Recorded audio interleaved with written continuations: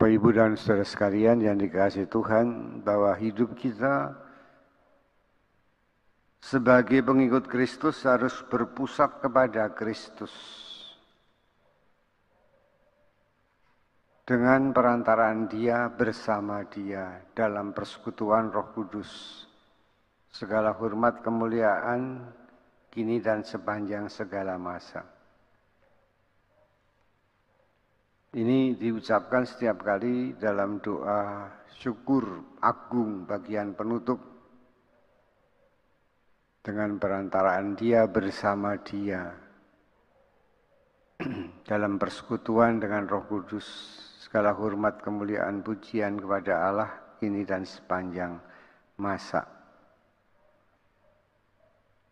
Sungguh-sungguh kita harus total berpusat kepada Yesus Kristus sendiri.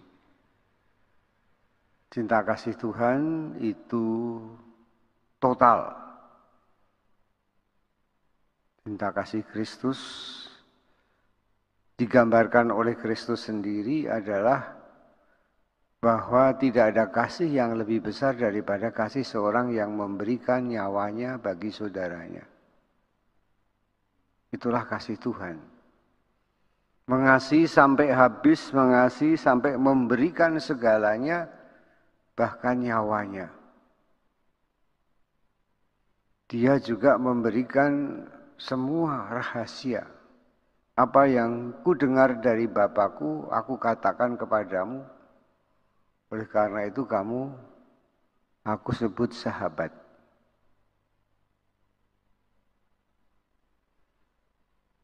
Maka totalitas Yesus ini harus kita tanggapi dengan totalitas juga.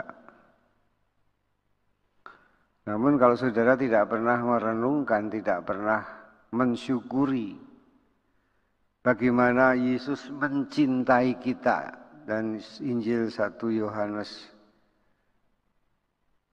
4 ayat 19 mengatakan bahwa Allah adalah kasih. Barang siapa tinggal dalam kasih, Allah tinggal dalam dia dan dia tinggal dalam Allah. Bahwa Yesus itu mengasihi kita, dan inilah kasih itu bahwa Allah lebih dahulu mengasihi kamu daripada kamu mengasihi Allah.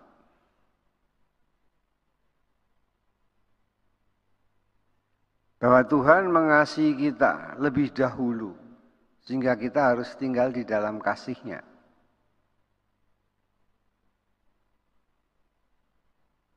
Bagaimana kita mengukur kasih Tuhan? Yesus Kristus. Dia mengasihi kita lebih dahulu. Sebelum orang tua kita mengasihi kita, Tuhan sudah mengasihi kita. Dia mengenal kita sejak kita dalam kandungan ibu. Aku mengenal engkau sejak dalam kandungan ibu.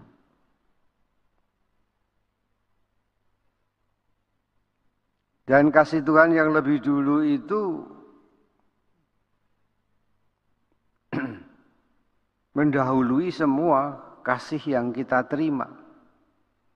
Entah kasih dari orang tua, kasih dari sahabat, kasih dari istri, kasih dari suami, kasih dari orang-orang yang ada di sekitar kita. Yesus lebih dahulu mengasihi kita.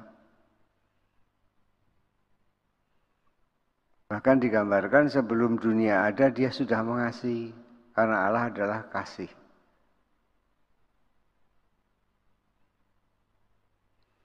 Dan kasih-Nya itulah maka dia juga memberikan semuanya, mukjizat-Nya, dirinya sendiri, bahkan Roh-Nya yang kudus.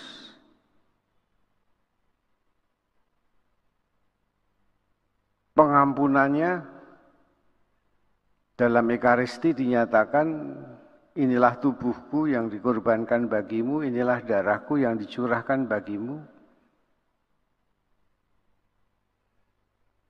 Cobalah kita merenungkan kasih Allah yang begitu total, sehingga kita bisa mencintai Tuhan secara total. Cinta kepada Tuhan secara total itu digambarkan dengan kalau tanganmu menyesatkan, potong saja. Kalau matamu menyesatkan, cunggil saja. Kalau kakimu menyesatkan, potong saja.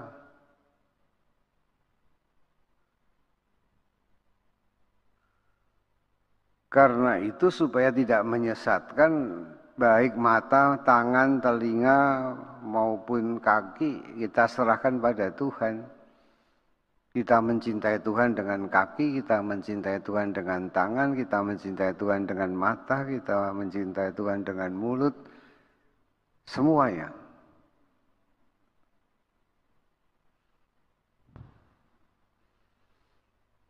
Disinilah Santo Yohanes Maria Vianney memberikan teladan kepada kita.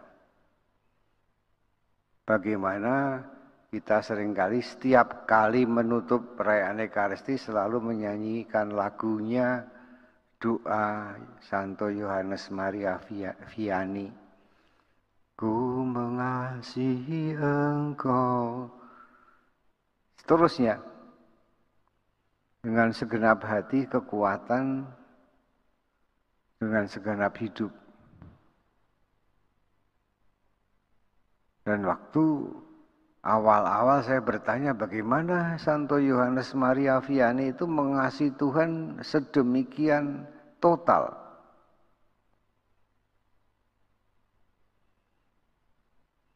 Karena dia dicintai Tuhan secara total. Karena dia mensyukuri cinta Tuhan yang telah diterima. Tanpa menyadari akan kasih Tuhan yang total kepada kita, kita tidak bisa juga mencintai dengan total. Bagaimana Anda mencintai tergantung pada pengalaman Anda dicintai. Anak-anak yang lahir dalam keluarga yang penuh cinta, dia akan mempunyai warisan cinta. Dia akan mencintai seperti pengalaman dicintai.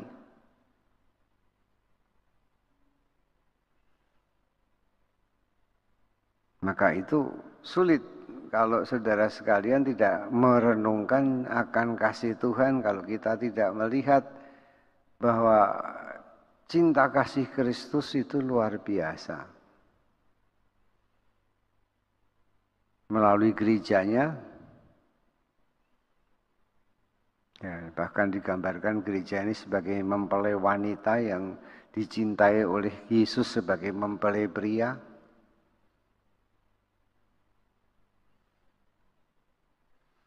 Dan cinta Yesus yang total itu adalah cinta yang tanpa syarat dan tanpa batas. Itu. Bahkan digambarkan dengan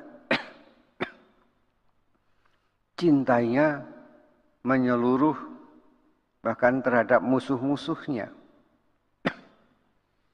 Dia memberikan matahari dan memberikan hujan baik kepada orang baik maupun orang yang jahat.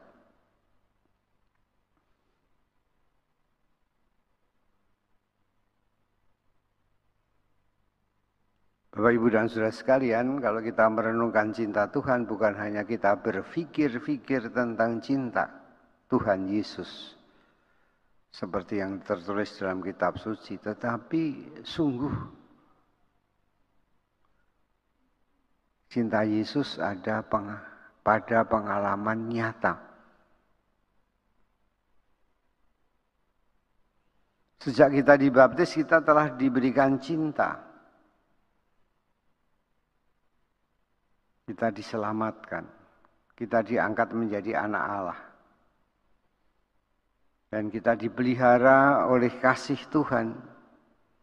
Kalau berdosa kita diampuni dalam sakramen pengampunan. Setiap kali kita merayakan Ekaristi, kita menerima tubuh dan darahnya. Kita juga menerima rohnya yang kudus dalam sakramen penguatan.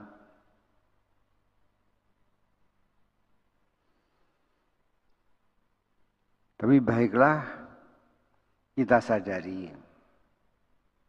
ya, bahwa cinta Tuhan yang begitu total itulah yang mengubah kita.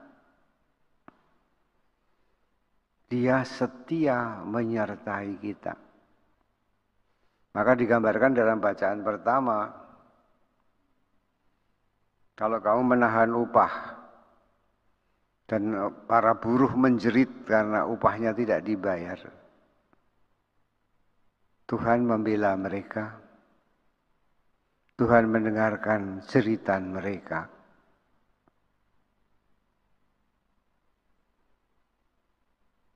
Dan kalau kita mencintai Yesus, Yesus juga mengasihi kita. Bagaimana mencintai Yesus? Yaitu dengan berbuat karena Yesus.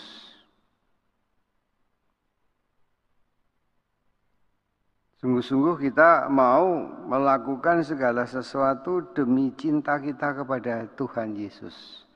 Barang siapa memberi minum kepada orang ini karena dia adalah pengikutku, maka tidak akan kehilangan berkatnya. Maka bolehlah dirumuskan bahwa cinta kepada Yesus pertama karena kita memang dicintai secara total, tidak mengenal batas dan tidak mengenal syarat-syarat. Ya, cinta Tuhan itu abadi, tanpa batas, tanpa syarat.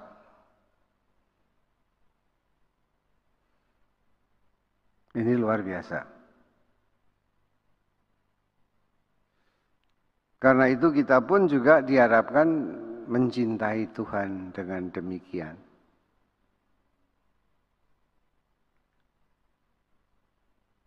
Dan berarti kita mencintai semua yang dicintai oleh Tuhan Yesus. Termasuk kalau orang itu percaya pada Yesus, pantas kita cintai. Tapi siapa yang tidak dicintai oleh Yesus? Sebetulnya semua orang dicintai oleh Tuhan. Bahkan luar biasa, kasih setia Kristus itu luar biasa. Ketika kita berdosa, kita tetap dicintai. Tuhan tetap memberikan matahari dan hujan yang sama baik kepada orang yang baik maupun orang yang berdosa.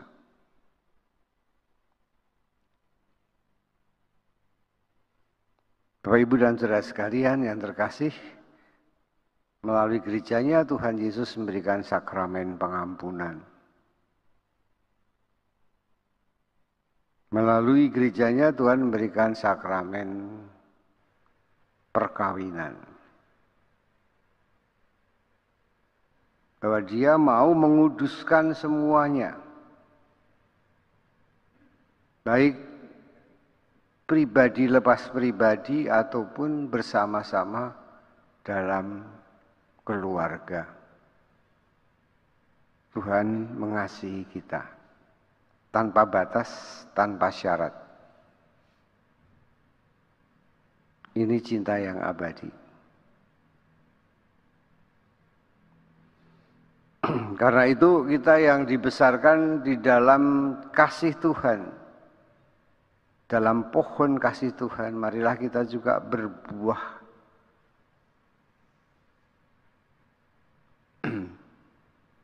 Buah-buah kita banyak sekali seperti yang dikatakan dalam Galatia 5, buah-buah dari roh. Karena itu marilah Bapak, Ibu, dan saudara sekalian kita menyadari akan kasih Tuhan yang luar biasa supaya kita dapat mengasihi. Supaya kita dapat mengampuni seperti Tuhan mengampuni. Supaya kita dapat saling menguatkan, menyembuhkan, menguduskan.